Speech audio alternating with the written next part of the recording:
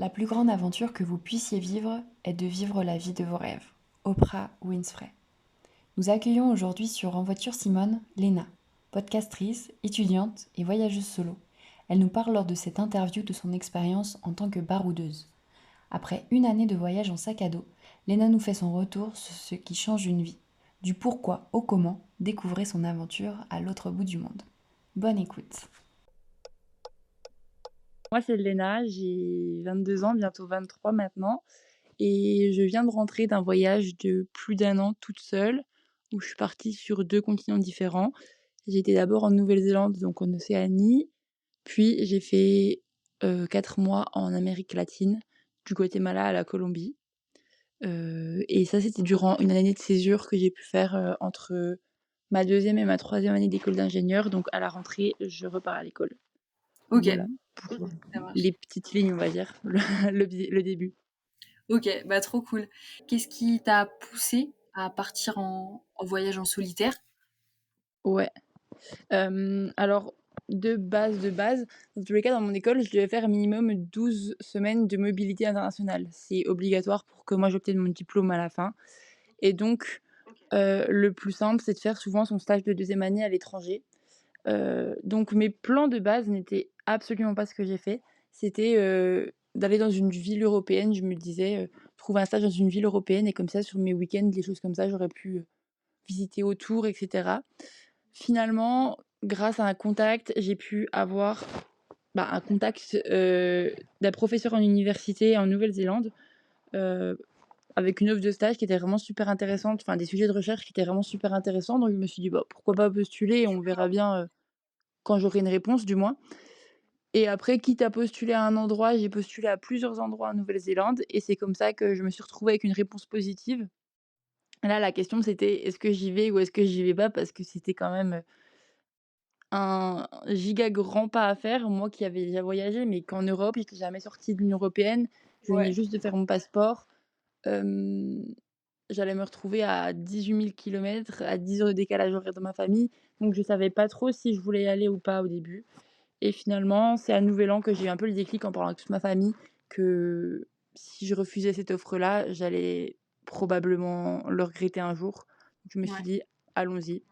Et donc la question du voyage solo, c'était au début, j'aurais bien voulu faire avec une copine mon stage, en Europe ou quoi. Que la Nouvelle-Zélande, c'était plus un projet qui m'était propre, et je comprenais très bien que tout le monde n'ait pas envie de partir à l'autre bout du monde.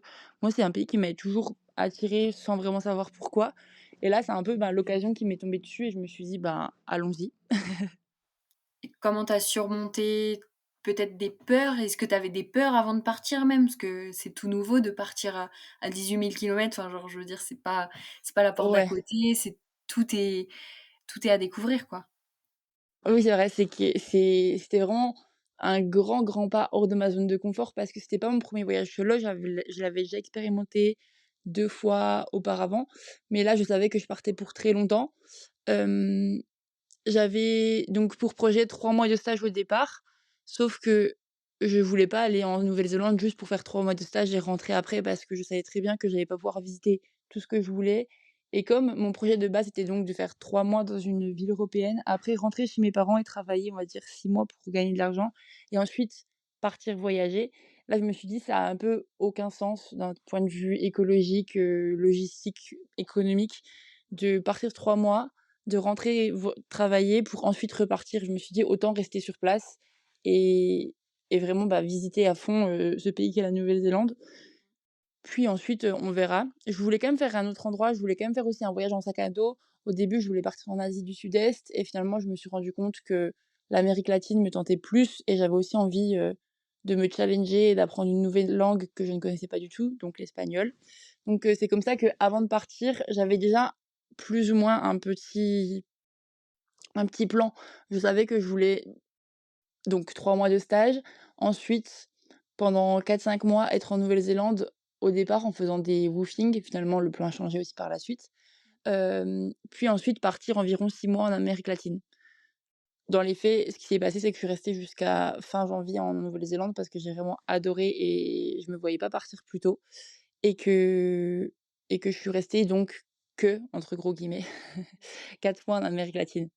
Donc Ça, c'est un petit peu pour comment j'ai planifié la chose. Après, du coup, par rapport aux peurs, la qui était ta question principale, heu, je crois que j'ai essayé de profiter au maximum de ma famille avant de partir pour, par rapport à la peur de leur manquer et cetera et je me disais aussi que finalement, même si j'avais un plan, bah, si je me rendais compte que ça n'allait pas, que je me sentais pas bien, que j'avais envie de rentrer, ben, j'étais juste à un billet d'avion de chez moi finalement, donc que je pouvais rentrer quand même facilement, même si en soi c'est pas si facile dans les faits, mais que je me enfin c'est ouais, je me posais pas trop de questions. Je me suis dit: «Ça va pas, ben tu rentres, c'est pas un échec en soi, tu as déjà fait quelque chose de fou». C'est pas, je voyais ça comme un défi, mais j'avais pas oui, je voulais pas, c'était pas non plus quelque chose à absolument faire, partir pendant un an. Je pensais pas partir aussi longtemps. Je le disais très bien que peut-être que je serais là à Noël, peut-être que je serais là pour un quelconque événement. Je savais pas du tout pour combien de temps je partais. C'était plus, je voulais voir en fonction de moi comment je me sentais, si je me voyais rester plus longtemps ou si je voulais déjà rentrer et finalement il s'est passé que, bah, je me plaisais super bien en voyage et j'ai pas eu besoin de rentrer, plus tôt que prévu, disons. OK. Est-ce que tu te serais vue rester beaucoup plus longtemps si tu avais pas eu, la Hem, rentrée en septembre? ouais, oui, la rentrée en septembre. Franchement, la Nouvelle-Zélande bah, après c'est plus je savais que dans tous les cas, là, j'avais, la rentrée donc je me posais pas trop cette question-là. Mais je pense que la Nouvelle-Zélande, c'est un pays où je me serais vue vivre parce que vraiment j'ai adoré sur plein d'aspects différents. La le seul inconvénient, c'est quand même que c'est, ben, comme j'ai dit avant, 18 000 kilomètres de chez nous. Donc c'est vraiment pas tout proche pour, rentrer ou pour même, s'il se passe un quelconque événement qu'on a envie de rentrer, c'est minimum 2 voire 3 avions. Donc on va dire 36 heures de trajet aller, 36 heures de trajet retour et donc ben, les billets d'avion qui vont avec, et le prix que ça implique. Donc c'est quand même pas rien. Donc je pense que ça aurait été le major frein. Mais franchement, j'ai adoré là-bas et ensuite Amérique latine, je veux dire, je me serais vue rester plus longtemps parce que franchement, il y avait encore plein de pays que j'avais envie de découvrir. Après, je sentais aussi que là, au bout d'1 an, pas que j'arrivais au bout parce que c'était pas le cas, mais plus que je voyais que si je voulais voyager plus longtemps, fallait que je voyage aussi plus lentement.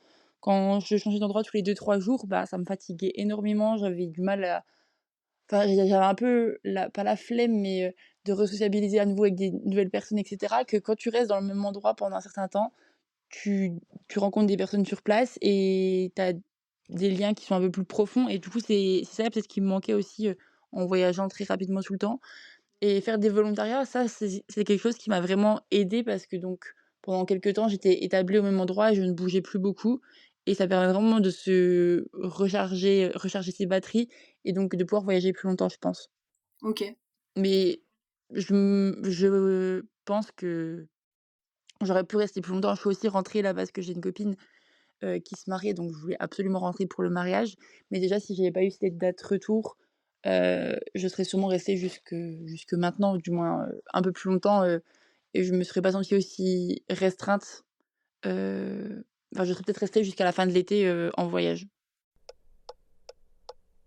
Pour parler un peu de ta manière de voyager, toi, tu définirais comment cette manière-là que tu as de voyager? Est-ce que, du coup, tu parlais d'une manière un peu rapide, mais je pense parce que c'était suite aux événements et à la fin de ton voyage qui devait se terminer pour pouvoir tout faire? Je mets dans ma tête, de base, pareil, je vais pas beaucoup parler de plans que j'avais faits et finalement que ça s'est pas passé comme prévu parce que c'est aussi un peu, moi, bah, quelque chose que je dis souvent même dans mon podcast à moi, que qu'il y a un plan, mais en fait les plans, leur seul point commun, c'est qu'ils sont tous faits pour être changés. De base, je voulais faire un mois Guatemala, un mois Nicaragua, un mois Colombie et un mois Pérou pendant mes 4 mois en Amérique latine, quand c'était prévu que je fasse 4 mois là-bas. Finalement, il s'est avéré que j'ai fait une semaine au Salvador, je suis passée par, le Costa Rica et le Panama parce que je voulais pas reprendre d'avion, donc j'avais pas du tout le temps d'atteindre, le Pérou et j'avais envie de profiter aussi un maximum de la Colombie, parce que la Colombie, c'est un pays quand même immense, enfin, c'est 2 fois la taille de la France. On se rend pas du tout compte, mais c'est quand même vraiment, vraiment grand. Je voulais aussi profiter, mais j'avais quand même cette date butoir de enfin, pas cette date butoir, mais cet objectif que je voulais finir par la Colombie. Donc j'ai quand même dû aller assez vite, je trouve, dans le sens où j'ai fait qu'1 semaine au Costa Rica, alors que le Costa Rica, on peut rester, je pense, 2 mois et ne pas trouver le temps long parce que c'est pareil, il y a plein de choses à voir. Le Panama, pareil, j'ai fait juste Panama City, un stop et c'est tout. Donc je dirais que oui, j'ai dû me précipiter à certains moments et j'ai essayé de prendre plus mon temps à d'autres. Mais c'est un peu aussi en fonction de comment tu te sens, au moment T. Il y a des pays, le Costa Rica, je savais que c'est un pays que je pourrais refaire peut-être plus facilement plus tard quand j'aurai plus de moyens que là. Mais ça reste quand même le pays le plus cher d'Amérique latine. Donc c'est pas forcément le pays dans lequel je voulais m'attarder non plus super longtemps parce que je me sentais très restreinte dans mon budget. J'ai passé un mois entier au Nicaragua, là où des personnes font seulement, 15 jours par exemple. Mais parce que moi j'ai bien aimé, ce pays-là, que la vie n'était pas chère du tout donc finalement, on peut voyager pour très peu cher aussi et j'ai rencontré des gens super et je voulais rester, un petit bout de temps là-bas. Donc je fais vraiment un peu au feeling. Je dirais que le type de voyageuse que je suis, du coup, quand je suis en sac à dos, parce qu'il y a aussi 2 choses différentes. Quand j'étais en Nouvelle-Zélande, j'étais pas en sac à dos, donc c'est un peu différent. Mais je dirais qu'en Amérique latine, ouais, je suis quelqu'un qui fait pas vraiment de plans. Vraiment, je réservais mes auberges de jeunesse souvent la veille pour le lendemain ou même le jour même. Ou même à la fin des fois, quand je voyais que sur, Hostelworld ou Booking, il y avait encore des places, j'allais là-bas même sans réservation et je demandais si c'était possible et je payais directement à eux et souvent c'était moins cher. À part si j'avais des promos, via, mes applications, mais sinon, je suis vraiment quelqu'un de last minute et je fais un peu mes plans en fonction des autres, des rencontres que je fais plutôt, pas forcément en fonction des autres, mais des rencontres que je fais, si j'ai envie de suivre des gens ou non et aussi en fonction de comment je me sens parce qu'on peut avoir, prévu de faire ça, ça, ça, ça dans la journée et finalement on se rend compte que, ben, non, aujourd'hui ça va pas, il y a eu soit une nouvelle qui t'a pas mis de mauvaise humeur, mais que ça va pas forcément super bien ou alors, mal dormi la nuit et donc faut un peu aviser en fonction de l'état du jour, je dirais. Donc je suis vraiment quelqu'un qui fait vraiment au jour le jour et si on me propose de changer totalement mes plans, ça me dérangera pas de le faire, je pense. Ouais, tu pas fermé du tout à découvrir et à faire, hors, planning, on va dire, alors qu'il y en a pas tant que Oui, ça. c'est ça. Après, il y a quand même forcément je pense qu'il y a quand même toujours, tu vois, dans un pays, il y a quand même enfin, quand tu te renseignes un minimum au préalable, il y a certains points que tu peux pas manquer. Donc après, il faut juste, réussir c'est un peu de la gymnastique, d'organisation, de réussir à faire ce que toi tu as envie, tout en, ben, passant du temps avec, des gens que tu as rencontrés, que tu as envie de passer du temps avec. C'est un peu tout ça qui définissait un peu mon organisation et comment je me voyais faire les choses, voir les choses. J'ai par exemple, en Colombie, c'était la fin de mon voyage, donc c'était aussi un petit peu différent, mais les derniers jours que j'avais, je savais pas quoi faire et j'ai une copine que j'avais rencontrée la semaine d'avant qui, elle, était sur Cali. Elle m'a dit: «Mais viens à Cali et cetera». Du coup, je suis allée à Cali alors que de base, c'était pas du tout mon plan et c'était vraiment super cool. Donc j'essaye un petit peu de voir en fonction, de toute façon, il faut se dire aussi qu'on pourra jamais tout faire. Je veux dire là, la Colombie, moi je considère avoir vu pas la moitié du pays, enfin c'est immense, il y a tellement de choses à faire et j'ai fait quand même 5 semaines, mais c'est passé super vite. Donc en fait, bah, je pense que dans tous les cas, on peut jamais tout faire et faut juste accepter ça. C'est le plus dur aussi en voyage, je pense, c'est de se rendre compte qu'on peut pas tout faire.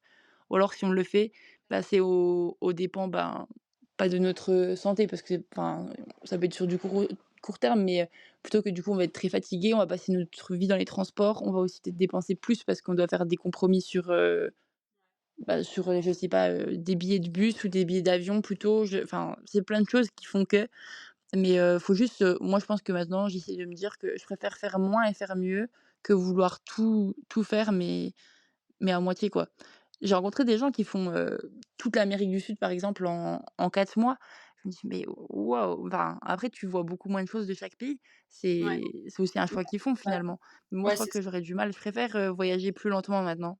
Après Est-ce que c'est tu as pareil, une ça dépend vraiment du temps que tu as devant toi, quoi. Parce ouais. que si tu as 2 semaines de vacances l'été, tu vas pas envisager les mêmes choses que quand tu pars, pour une durée indéterminée. Si tu as 2 semaines, tu sais que tu as envie de visiter, le pays, donc tu vas faire, toutes les majeures attractions, pour ne rien louper.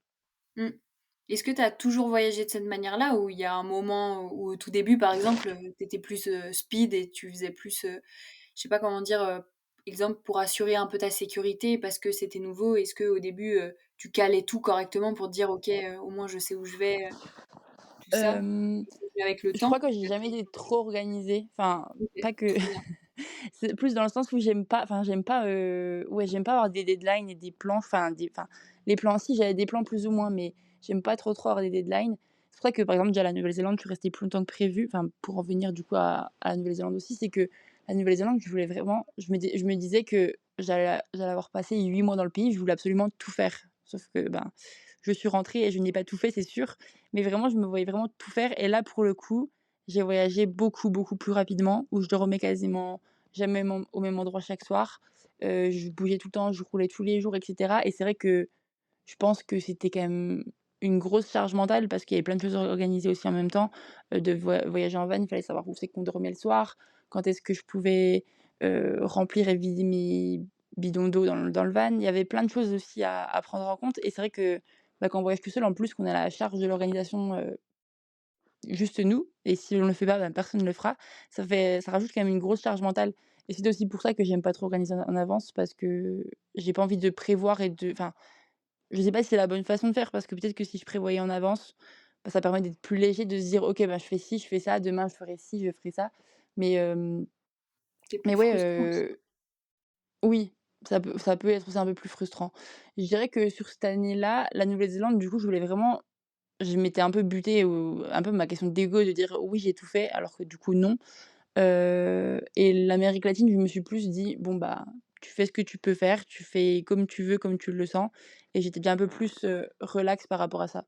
Après dans les voyages passés que j'ai pu faire, heu, bah, je pense pas que j'étais hyper organisée non plus. Je faisais plus en fonction et j'aime bien aussi avoir aussi des conseils des locaux parce que je trouve que c'est quand même toujours mieux que de rester au chemin très touristique et cetera. Donc je pense que je préfère, avoir les avis des gens sur place et voir en fonction, plutôt que tout organiser à l'avance. OK. Ouais, ça se comprend. Est-ce que tu as des éléments clés que tu prends en compte pour assurer un peu ta sécurité et ton bien-être, lorsque tu voyages seul? Hem, alors je dirais que pour ce qui est des logements, je fais quand même vachement attention aux avis, mais c'est plus c'est plus comme je voyage seule aussi, j'ai envie forcément ça dépend des moments, mais le plus souvent quand même de rencontrer du monde dans les logements que je vais. Enfin je l'ai pas forcément précisé, mais en Amérique latine, je voyageais qu'en auberge de jeunesse, donc des lits en dortoir souvent, dans des je sais pas comment enfin des oui, je sais même pas si les gens ne connaissent pas, j'ai du mal à vraiment décrire exactement ce que c'est, mais c'est il y a des chambres privées, il y a des lits en dortoir et c'est vraiment les logements pas chers. En Amérique latine, c'est aux alentours de 10 € la nuit et ça permet de rencontrer plein d'autres gens qui voyagent en sac à dos, souvent seuls ou à plusieurs, et c'est vraiment super chouette. Donc ça, je prenais vraiment je prenais vraiment en compte les avis, surtout quand il y avait beaucoup d'avis qui disaient enfin, ça m'est arrivé quelques fois, en fait, de tomber dans des auberges de jeunesse où, j'ai pas vraiment hyper fait gaffe aux avis et tu te retrouves dans une auberge qui est quasiment vide, où c'est qu'il y a aucun autre voyageur. Et tu te dis: «Bon, OK. bah, ça va quand même changer pas mal». Surtout que je Ouais. trouve que ça influe vachement comment tu vas avoir une perception d'une ville où c'est que tu vas arriver.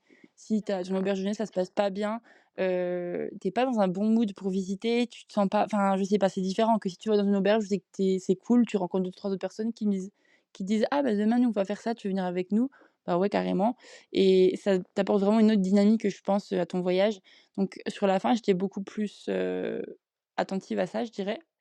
Et ensuite, en termes de sécurité, bah, franchement, parler avec les autres voyageurs et aussi, prendre en compte leurs avis à eux, s'ils ont déjà été dans les endroits.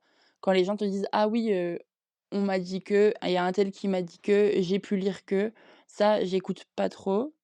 Enfin, j'écoute d'une oreille, mais pas non plus, à mille Ouais, pour cent, on va tu fais dire. pas ouais, Que carrément. que si quelqu'un, est déjà allé dans cet endroit-là, il va me recommander un endroit, je vais dire: «OK, bon, bah, ça, je vais mettre dans ma liste et je vais faire ça». Si quelqu'un, par contre, me dit: «Va pas du tout dans ce quartier-là, franchement, ça craint un petit peu», bah, je vais aussi l'écouter et je vais faire attention. Mais pareil, chacun a ses propres limites et pour quelqu'un, ça va être pas du tout dangereux et c'est super safe et moi, je vais y aller, je vais me dire: «OK, ben, finalement, je devrais pas trop rester là trop longtemps» et peut-être que d'autres vont dire: «Oh ouais, c'est hyper enfin, fais hyper attention» et finalement, une fois que tu es sur place, tu te dis: «Bon, bah, en fait, ça va, quoi». Donc il y a un petit peu faut aussi se connaître, je pense, enfin, du moins connaître un peu ses limites et cetera et aviser en fonction et surtout quand il y a une situation, dans laquelle on ne se sent pas à l'aise, que ça va pas, qu'on sent que ça va pas, bah, faut vraiment, partir au plus vite et réussir à s'écouter vraiment, surtout en étant une fille, il y a quand même plein de situations qui peuvent être, parfois, heu, Gênante, ouais. oui gênantes ou ouais ou autres, que maintenant j'essaie vraiment de m'écouter et d'écouter mes ressentis. Si je me rends compte que ça va pas forcément, que je me sens pas à l'aise, bon, bah, ça sert à rien de vouloir me forcer finalement, enfin, c'est pas le but. Donc Donc j'essaie vraiment de m'écouter aussi par rapport à ça. Ça marche. Trop Je cool en pense que c'est un vrai. peu ça mes conseils pour voyager seule. Et après, par exemple, quand j'étais en Nouvelle-Zélande, bah, là, la question de la sécurité, je dis pas qu'elle se posait pas parce qu'il peut quand même avoir des soucis et cetera, mais c'était vraiment super, super safe. Je me suis jamais vraiment sentie en danger ou quoi que ce soit. Il y a juste eu une fois, je crois, où j'étais avec ma copine parce que j'ai une pote qui m'a rejoint pendant 1 mois, on a fait un bout du voyage ensemble Trop et cool. on voulait se poser sur un camping, l'après-midi et vraiment pas trop faire grand chose, on était un peu fatigués et donc on arrive sur place et en fait, le camping, il y avait plein de gens avec des tentes et des chiens, c'était que des mecs. Ça faisait vraiment un peu la vibe, elle était pas folle du tout, tu vois? Donc on s'est dit: «Bof, on va aller voir ailleurs» et en fait, on s'est rendu compte que le camping, c'est juste parce que c'était l'après-midi. On est retourné le lendemain à ce camping-là, heu, c'était le soir, bah, il y avait plein d'autres campeurs et backpackers, on va dire et des gens en van qui étaient là et c'était beaucoup moins dérangeant et ça nous a pas du tout, effrayés. C'est plus on a eu un mauvais feeling, un mauvais ressenti, on s'est dit: «OK, ben, tu sais quoi? On va aller ailleurs, on ira voir ailleurs». Mais c'est vrai qu'à part ça, je crois que j'ai vraiment eu aucune situation où j'ai pu me sentir en danger en Nouvelle-Zélande. Franchement, c'était vraiment enfin là-dessus, ce pays, c'était vraiment incroyable. Ouais, c'est trop cool en vrai de d'être rassuré en fait et de pouvoir de tout faire en fait finalement, Ouais, c'est sans ça, qu'il y ait aucun c'est ça. souci. Après, je dis ça, mais l'Amérique latine, je me suis jamais non plus sentie en danger, à proprement parler. Juste, faut être beaucoup plus vigilant, je pense. Heu, Bah, mais c'est je une autre pense que façon de l'image que les gens peuvent en avoir, est-ce que c'est réellement? C'est quand même aussi totalement différent. Les gens vont peut-être plus te regarder parce que, ben, on a du moins, j'ai une tête d'européenne et ça peut se enfin, ça se voit même pas parce que mais dans l'inconscient des locaux, ça va être: «Ah, elle a des sous» et cetera. Ils vont peut-être essayer de pouvoir t'arnaquer ou quoi que ce soit, plus sur les prix quand tu veux leur demander, combien ça coûte, un tel sur les marchés et cetera. Mais sinon, c'est plus ça, ils vont peut-être, essayer, ouais, pouvoir tirer profit de toi. Ce qui en soi, c'est logique aussi, ils ont moins de pouvoir d'achat, ils ont ça peut être tentant pour eux, j'entends. C'est juste, plus à nous d'être vigilants, mais sinon en soi, j'ai pas eu de situation où vraiment je me suis sentie en danger. Il y a eu une fois où un mec m'a pris en stop sur sa moto et à la fin, il faisait que me demander si j'avais un copain. Du coup, là vient ah oui, ça aussi j'ai pas précisé, mais enfin quand on me demande dans la rue ou quoi que ce soit, je dis toujours que j'ai un copain que je vais retrouver, à mon hôtel, que je vais retrouver à la plage ou quoi que ce soit. Enfin, je dis jamais que je suis toute seule à des garçons dans la rue. Et je dis pas non plus où c'est que je vais, enfin, je donne pas vraiment mes plans parce que, bah, on sait jamais. Et par exemple, mon compte Insta est en public et mes stories, elles sont enfin, souvent, je mets mes stories, mais genre 3-4 jours après ce qui s'est passé, quoi. Donc ça peut être gênant si tu rencontres d'autres voyageurs qui vont te dire: «Ah, mais tu es à cet endroit-là?» Je dis: «Ah bah, oui, j'y étais il y a 2 jours, mais j'y suis plus». Mais franchement, moi, je suis plus tranquille de savoir enfin, je mets pas au moment tu T en quand je suis, à sécurité quoi. l'endroit. Ouais, ouais, ouais, carrément. Tu te protèges, Oui, de oui, oui, toute, chose qui pourrait arriver c'est mieux oui, de faire ça exactement. que, Ouais, exactement. Je préfère prévenir que guérir, quoi. c'est ça. Ouais, ouais, mais carrément, tu fais bien. Mais pour autant, j'ai pas eu de situation vraiment où je me suis sentie, en danger franchement, Ouais, tant mieux. là-dessus. Ouais. Après, je suis pas non plus allée hyper en dehors des sentiers battus. Je suis quand même restée vachement, ben, sur l'itinéraire de la plupart des backpackers, on va dire. Surtout qu'Amérique centrale, c'est assez rigolo parce que tout le monde qui va dans cette zone-là, enfin qui voyage dans cette zone-là, souvent part du Mexique jusqu'à la Colombie plus ou moins, après en fonction du temps, du budget et cetera. Mais donc en fait, tout le monde fait exactement le même itinéraire dans un sens ou dans l'autre. Donc tu croises soit des gens qui viennent du pays, dans lequel tu vas aller juste après et donc du coup tu peux prendre leurs conseils, soit ils vont dans la même direction que toi et si tu as le même rythme de voyage, tu peux faire un petit bout de la route ensemble. Donc franchement, c'est super chouette. Je Et pense que c'est pas le justement cas d'autres pays de l'Amérique du Sud par exemple, où là chacun fait un peu plus à sa sauce. Après, c'est beaucoup plus grand aussi, mais c'est vrai que l'Amérique centrale, quasiment tout le monde vont au même endroit. Après, il y a quand même quelques petites exceptions, et cetera, mais pour la plupart, tout le monde fait les mêmes spots. Donc ça peut être embêtant parce que du coup, il y a quand même beaucoup de d'autres touristes, mais c'est aussi logique. Heu, mais franchement, c'est agréable d'être aussi avec d'autres voyageurs et ça dépend aussi un peu dans quel état d'esprit tu es. Tu peux être vraiment dans un objectif ou dans un mood de vouloir faire la fête et de rencontrer d'autres voyageurs et de rencontrer plein d'autres nationalités ou alors tu es dans un mood avec beaucoup plus, vouloir apprendre la culture locale et donc ça va un peu changer ton expérience et vers quel type, ben, de logement tu vas aller. Parce que même en termes d'auberges de jeunesse, tu vas avoir des auberges beaucoup plus festives que d'autres beaucoup plus calmes. Hem mais il y a autant de façons de voyager, je pense qu'il y a de voyageurs aussi. Donc faut juste se connaître et savoir ce que tu as envie et pas te forcer à faire des choses. C'est pas parce que tout le monde dans ton auberge, va faire la fête jusqu'à 3 heures que tu dois faire la même chose. Et si toi tu as envie de te reposer et de, je sais pas, appeler ta meilleure pote parce qu'avec le décalage horaire, c'est le moment ou parce que tu as envie de lire ton livre, ben, franchement, vas-y, c'est pas faut pas non plus sentir de pression sociale à vouloir absolument faire la fête parce que c'est l'endroit où, parce que et cetera. Enfin, des fois, faut juste s'écouter. Est-ce que tu peux nous partager, une ou 2 expériences, tu sais, particulièrement marquantes que tu as vécues en voyageant seule? Pas forcément en termes de rencontres, mais c'est que tu parlais de rencontres et je me suis dit peut-être que tu as des expériences, En termes de rencontres, je dirais que en fait, bah, comme je parlais de la route que tout le monde a à peu près la même route, il y a des gens que tu vas croiser 2 3 fois, sur ta route et moi, c'est ce qui s'est passé. Il y a un garçon avec qui j'étais en auberge, en école, d'espagnol à la même école que lui, au Guatemala. Donc on s'est vu un petit peu pendant la semaine. Il était belge, donc on parlait en français et on a discuté un petit peu pendant une semaine. Ensuite, c'était la fin de la semaine d'espagnol. Moi, je repartais à un autre endroit, lui aussi. Au Salvador, on s'est recroisés, mais juste, un soir, dans l'auberge dans laquelle on était, donc déjà assez improbable. Et après, lui partait le lendemain et moi, je venais d'arriver, donc on ne s'est pas plus vu que ça. Et ensuite, au Nicaragua, donc 1 semaine après, on se retrouve à nouveau dans la même auberge de jeunesse et là, on excellent. décide de partir, faire, du volcano boarding ensemble, donc en fait, faire de la luge sur un volcan. Lui était avec un de ses potes à ce moment-là et on a rencontré aussi une autre Française et finalement, on était un groupe de 2 Belges, 2 Françaises. Pendant 1 semaine et demie, on a été ensemble et on a voyagé vraiment les 4 tout le temps et c'était vraiment super chouette. Heu, Vraiment on s'est revus encore après, plus tard au Nicaragua. On Ouais, on a vraiment fait tous nos plans ensemble, c'était vraiment super, super cool. Après on s'est même encore revus un petit coup, au Costa Rica sur une destination. Et on devait normalement aussi se revoir en Colombie, mais nos chemins ne sont pas exactement, enfin, on s'est croisés, en fait. Moi, je partais de la destination quand lui arrivait, donc on s'est pas vus. Donc c'était vraiment, c'est un peu le plus gros exemple de gens avec qui j'ai pu enfin, que j'ai voyagé sur le long terme, parce qu'il y a plein de gens avec qui j'ai pu voyager, mais dans la destination dans laquelle j'étais, tu fais les activités et cetera et après chacun repart de son côté. Et là, c'était vraiment la première fois que j'ai voyagé avec des gens d'un point A à un point B et même, on a fait, A, B, C, D, E, ensemble. Enfin, on était vraiment un groupe où on a fait plein de destinations ensemble et c'était vraiment super chouette. Enfin, ça tu crées des souvenirs de fou et je pense que j'ai aussi un point où je parlais énormément anglais et espagnol donc du coup et pas que le français me manquait, mais là, c'était beaucoup plus simple. On parlait que en français et les blagues te viennent plus rapidement. T'as beaucoup moins besoin de réfléchir. Alors même si eux étaient belges, ils avaient leur expression belge et nous, on avait nos expressions françaises. C'était assez rigolo quand même et on a pu, ouais, on a vraiment, super bien sympathisé.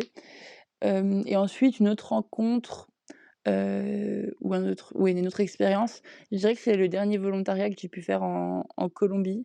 OK. C'était trop bien, j'étais dans une, ferme de café et de cacao, Oh trop bien. heu, perdue au milieu de la jungle, colombienne, on va dire et c'est tenu par une dame, mais qui est adorable, vraiment, trop, trop, trop gentille, qui m'a appris plein de choses par rapport aux plantes, à sa façon de voir, enfin pas le jardinage parce que c'est clairement son métier donc c'est pas juste du jardinage, comme un petit hobby, mais je sais pas, sa façon d'être et d'apporter de quand elle coupe ses légumes, elle va le faire d'une certaine façon pour garder, toute la fraîcheur et ou par rapport au goût et quand elle va planter son origan, elle va le faire d'une certaine façon, tout en lui apportant de l'amour pour être sûre qu'il va bien pousser. Genre elle faisait des bisous à ses plantes quand elle les plantait. Ça peut paraître hyper lunaire, mais je sais pas, c'était trop enfin, c'est vraiment une trop belle rencontre et elle m'a tellement apprise. Enfin, je devais de base rester je suis arrivée là-bas en disant que je voulais rester 2 semaines et quand je suis arrivée sur place, c'était la fin de mon voyage et je voulais encore visiter d'autres endroits de Colombie. Du coup, j'avais dit: «Oui, je vais peut-être rester qu'une semaine» et finalement, je suis restée vraiment 2 semaines entières parce que j'ai adoré. Enfin, je me sentais trop, trop bien là-bas. On mangeait C'était que de la nourriture super simple, mais tout était cuisiné sur place et venait de la ferme. Enfin, c'était vraiment une économie super circulaire. Donc c'était hyper, agréable. J'ai vraiment adoré là-bas, alors qu'il y avait vraiment pas grand-chose à faire. Le matin, on travaillait, mais l'après-midi, on n'avait rien à faire à part lire nos livres ou alors rediscuter ou alors, ben, justement, je retournais travailler même parce que c'était trop intéressant. J'ai appris plein de choses en plus des choses qu'on peut pas vraiment apprendre ici. J'ai appris, la torréfaction du cacao, la torréfaction du café, plein de choses par rapport, au cacao, au chocolat, de même avec le café et même, les bananes plantains donc ces espèces de grosses bananes qu'ils mangent vraiment au repas, en Colombie et dans d'autres pays d'ailleurs. Hem et vraiment une autre façon de faire, ils avaient aussi leur production, de protéines de l'espèce de petits steaks de protéines végétales qu'ils faisaient eux-mêmes. Donc j'ai vraiment appris plein de choses et c'était super agréable. Trop bien. Donc vraiment Ça une rend trop belle vraiment rencontre là avec du coup, des locaux. Mais après il y en a plein, c'est hyper difficile à citer mais les gens étaient tous adorables et juste quelqu'un parfois qui va t'indiquer son chemin, quelqu'un qui va t'offrir, je sais pas, un fruit au bord de la route. Il y a plein d'exemples comme ça et ça apporte juste du baume au cœur et tu te sens vraiment chanceux et là parce que c'est pas des comportements qu'on pourrait avoir, en France. Enfin, ça arrive, c'est pas si je dis pas que ça n'arrive jamais, mais c'est quand même beaucoup plus rare et c'était vraiment trop chouette de vivre aussi de voir aussi comment les gens vivent ailleurs. C'était vraiment super chouette. avec les différences, en plus c'est pas le même contexte, je pense que le fait que tu sois en voyage, tu es plus ouverte à la discussion et à «l'offre» entre guillemets de ce que les gens, peuvent Oui, t'apporter, tu vois? Alors que quand tu es dans ton train-train quotidien, je pense que quelqu'un qui va te parler ou, entre guillemets «t'embêter» oui, dans tu ta dois avoir ton routine, tu vois? rendez-vous, tu dois aller au Ouais, travail, ouais. c'est Tu pas la complètement même, différent. je pense qu'il y a ça aussi. Mais du coup, c'est aussi assez rigolo parce que là, rigolo ou non, mais là, d'être rentrée, d'aller à des événements, avec, d'autres personnes, je sais pas, j'étais à un festival la semaine dernière et dans la file des toilettes, j'ai commencé à parler avec d'autres gens, mais tu as l'impression les gens sont pas pas qu'ils sont pas réceptifs, mais ils comprennent pas pourquoi tu leur parles, genre, on se connaît pas, pourquoi on se parlerait? Alors que pour moi, c'est hyper logique de parler un peu à tout le monde et il y a pas de sous-entendu derrière et où c'est pas, pour, une intention ou quoi que ce soit. C'est juste, tu as envie de discuter, tu as envie de réagir à une blague, tu as envie de plein de choses et c'est vrai que là-dessus, c'est pas du tout pareil en France parce que c'est pas le même type de mentalité, je pense. C'était assez, déconcertant au début et je dis pas que j'ai envie de continuer à aller vers l'autre et à aller discuter vers eux. Mais c'est vrai que c'est quand même assez particulier. Tu dis: «Ah oui, c'est vrai, on est de retour en France, c'est pas tout à fait pareil ici». Ouais, c'est ça. C'est qu'il faut se réadapter, en fait, à la mentalité française et tu peux faire Oui, c'est ça un petit peu ça. que au voyage, mais pas dans notre pays à nous parce que en tout cas, pas avec tout le monde parce qu'il y en a beaucoup, C'est ça. qui sont pas C'est ça. adeptes de Après, ça. faut juste, je pense, continuer à le faire et peut-être que les mentalités, évolueront un petit peu, mais juste, des fois, sourire dans le métro ou dans les transports en commun ou dans la rue, dire bonjour. C'est des mini trucs, mais je me dis que, bah, je le fais quand même, même si la personne répond pas ou même si il y a rien en retour. C'est peut-être que le soir, quand la personne ira se coucher, elle se souviendra de ça ou pas du tout d'ailleurs, mais ça peut Mmh. apporter quand même un petit moment de joie dans la journée de quelqu'un. Je sais pas, j'aime bien. Ouais, ouais, mais c'est sympa, hein. C'est plus sympa de faire des choses comme ça, quoi, Oui, c'est ça, dans tous exactement. les cas. Est-ce que tu as eu des défis, que tu as rencontrés en voyageant seule et comment tu surmontes, quelque chose qui peut être gros ou pas d'ailleurs, hein, que ça peut être des petites Mmh. choses comme des plus grosses? Comment tu surmontes quand tu es seule? Je crois que maintenant, je me dis un petit peu que dans tous les cas, je vais y arriver. Enfin, il y a pas de situation où je sais pas c'est pas du tout hautain de dire: «Je vais y arriver», mais plus, qu'il y a toujours une solution au problème. Avant, j'étais beaucoup à me stresser pour des petits trucs parfois qui avaient pas de sens et cetera et maintenant, je me dis plus: «Bah, je verrai». Enfin, il y a forcément une solution au problème. Un gros défi auquel j'ai dû surmonter quand même, c'est en Nouvelle-Zélande, j'ai acheté un premier van et au bout de 3 jours de road trip avec, j'ai roulé du côté droit de la route, là où en Nouvelle-Zélande on roule à gauche et j'ai fait un accident de voiture. J'avais donc plus de van, enfin il était épave.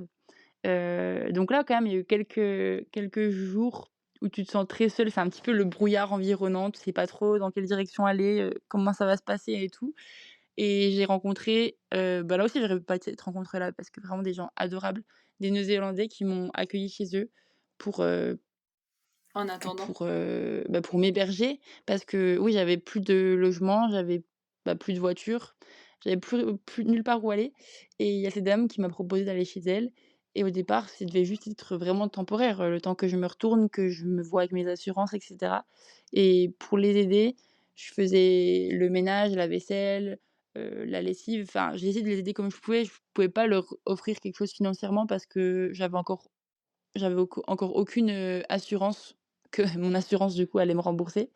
Donc c'était assez compliqué mais finalement on a trouvé un petit peu un équilibre comme ça où je les aidais et finalement, j'ai retrouvé un véhicule et eux m'ont dit: «Mais si tu veux en fait Léna, tu peux rester plus longtemps que ça, nous ça» enfin la maman en l'occurrence, elle aidait bien que je participe aux tâches ménagères, à la maison.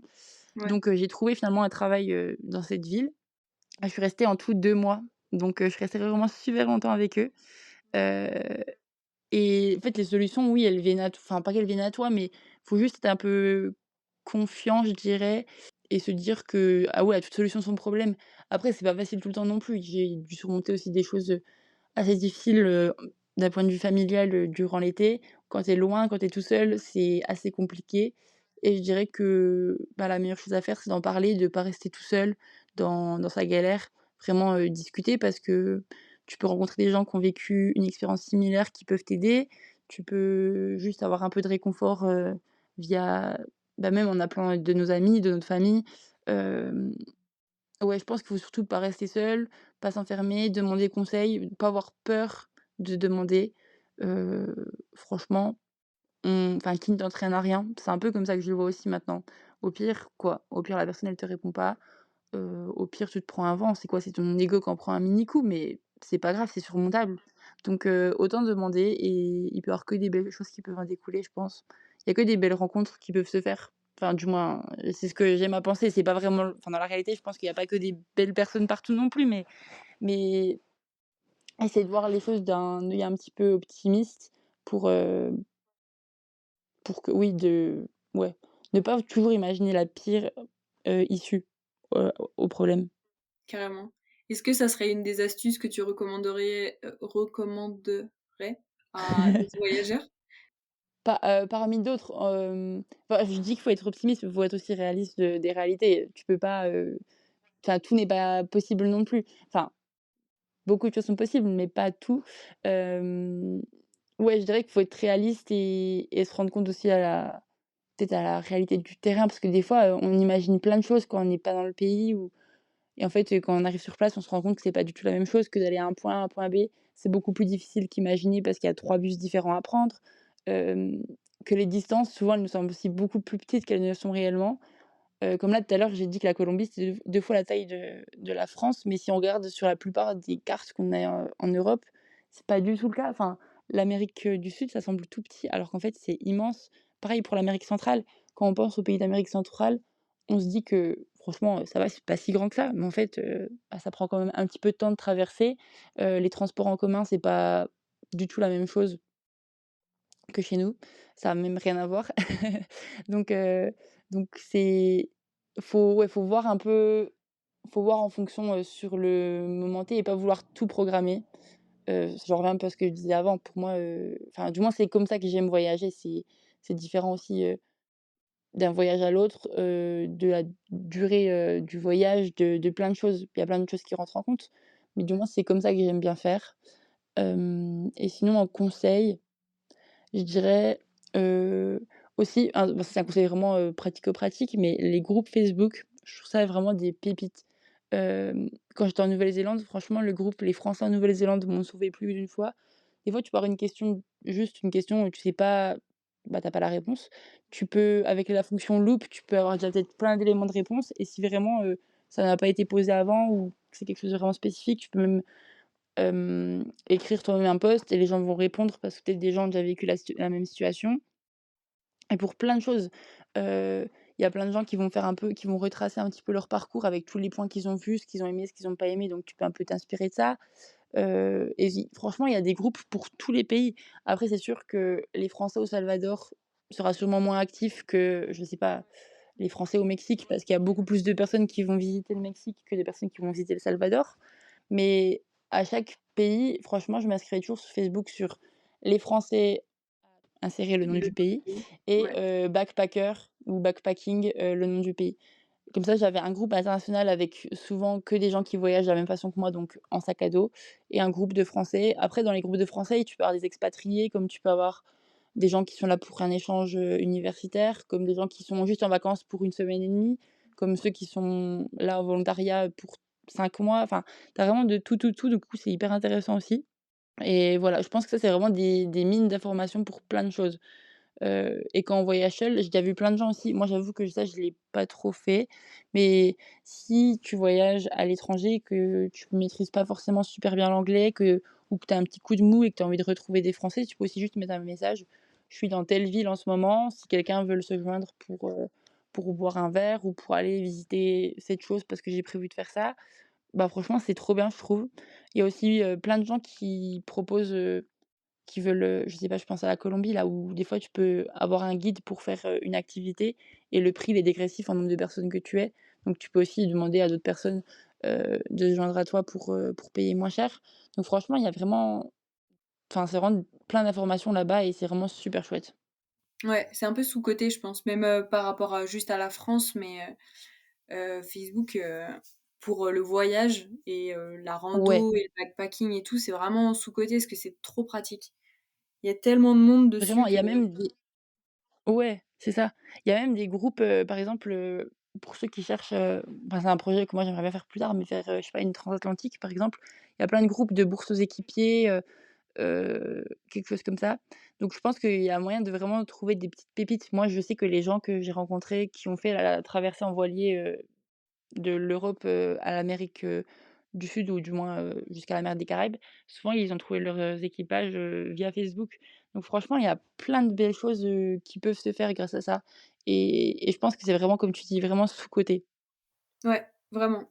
Mais parce que c'est Facebook et du coup, on est tous pareils, mais on pense tous que, Oui. Facebook, c'est pour les vieux et tout, mais quand on cherche ce qu'on a besoin, c'est vraiment un outil. Oui, c'est ça, ça peut vraiment être un outil et franchement justement, je trouve que les groupes de voyage, c'est vraiment super chouette.